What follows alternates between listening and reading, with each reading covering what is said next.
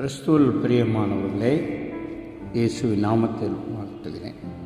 இன்றைய தினத்தின் தியானத்துக்காக எடுத்துக்கொள்ளப்பட்ட வசனம் ஆமோஸ் 5ஆம் அதிகாரம் 4ஆம் வசனம்.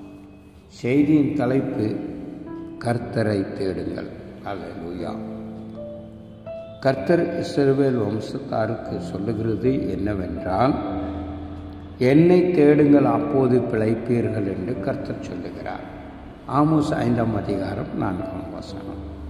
எனக்கு அருமையான தேவஜனமே, வேது நம்மை வலியுறுத்தி இவைகளை செய்யும்படியாக நமக்கு கற்பிக்கிறது.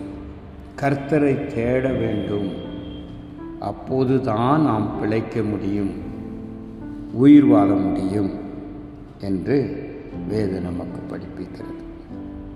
விசுவாசியாகிய நாம் ஆசீர்வாதமாய் இருக்க இவ்வசனத்தை ஏற்றுக்கொண்டு கர்த்தரை எந்நாளும் தேடுவோமையானால் நாம் ஆசீர்வாதமாய் இருக்க முடியும். அது மட்டுமல்ல, சத்துருவின் கைக்கும் பொல்லாத மனிதருடைய கைகளுக்கும் போராட்டத்துக்கும் நெருக்கத்துக்கும் இவைகளுக்கு மத்தியிலிருந்து நாம் நம்மை பாதுகாத்து கொள்ள முடியாது. எனவே நாம் கர்த்தரை தேட வேண்டும். அல்லேலூயா. கர்த்தரை கண்டடையத்தக்க சமயத்திலே அவரை தேட வேண்டும். கர்த்தரை கண்டடைய சமயம் என்ன என்று பார்க்கும்போது அது அதிகாலையிலே கர்த்தரை தேட வேண்டும். முதலாவது தேவனுடைய ராஜ்யத்தையும் அவருடைய நீதியையும் தேட வேண்டும். முதல் நேரம் கர்த்தரை தேட வேண்டும். அது அதிகாலையில். அதிகாலம் அநேகருக்கு எழும்புவது கடினம். சில சமயங்களிலே, சில நேரங்களிலே அதிகாலையில் கர்த்தரை தேடுவதை தவறிவிடுகிறோம். தவறினால் மறுபடியும் தொடர்ந்து அதிகாலையில் கர்த்தரை தேட வேண்டும்.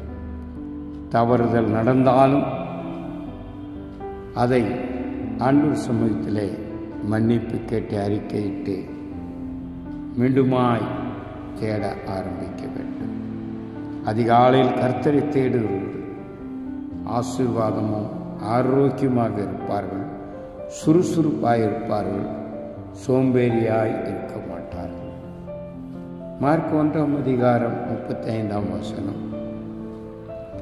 அவர் அதிக இருட்டோடு எழுந்து புறப்பட்டு, யார்? இயேசு கிறிஸ்து. இயேசு கிறிஸ்து அதிக இருளாய் இருக்கும் பொழுது, விடிய காலை வருவதற்கு முன்பாக, சூரியன் உதைப்பதற்கு முன்பாக என்ன சொல்லுகிறது என்று பார்க்கும்போது, வனாந்தரமான ஒரு இடத்தில் போய் அங்கே ஜெபம் பண்ணினாராம். எனக்கு அருமையானவர்களே, விடிய காலை விடிய வருவதற்கு முன்பாக இருட்டாக இருக்கும். அந்த இருட்டிலே இயேசு சுவாமி எழுந்து வனாந்தரத்துக்கு போனார் என்று மார்க் 1ஆம் அதிகாரம் 35ஆம் வசனம் சொல்லுகிறது. அங்கு அவர் ஜெபம் பண்ணினாராம். அதிகாலையில் ஜெபித்த அந்த நாளை ஆரம்பிக்கும் போது அந்த நாள் முழுவதும் ஆசீர்வாதமாயிருக்கும். எனக்கு அருமையானவர்களே,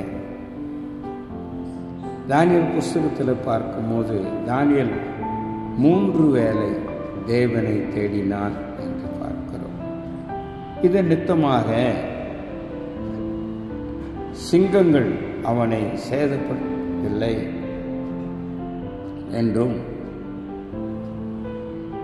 தாவீது அந்தி சந்தி மத்தியான வேளையிலும் 3 வேளையும் கர்த்தரை தேடினார் என்றும் வேதத்தில் வாசிக்கிறோம். அரசனாய் உயர்த்தப்பட்டார். இதன் நித்தமாக அதிகாலையில் ஜெபிப்பது மிக மிக அவசியமாக இருக்கிறது.